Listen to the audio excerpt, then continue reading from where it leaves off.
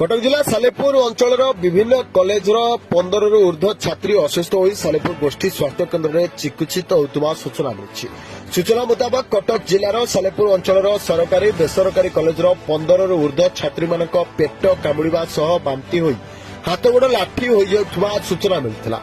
College कर्मचारी तुरंत छात्री मानक सालेपुर गोष्ठी स्वास्थ्य केन्द्र में चिकित्सित कराउथुवा सूचना रही। तेज मेडिकल डाक्तर कहवा कथा खाद्यपेय त्रुटि जोगु एभली होइछि बोली प्रकाश करिसेंति। तबे ए संबंधे कॉलेज कर्मचारी प्रश्न को एड़ाई देथिबा देखबाकु मिलुछि। आजिर घटना स्पष्ट भाव प्रमाणित होइछि हॉस्टेल छात्री मानक दिया जाउथिबा खाद्यर मान जांच हेउ नै बोली। खाद्यर मान जांच हेउथिले एभली परिस्थिति सृष्टि होनथांता बोली साधारण आलोचना होइछि।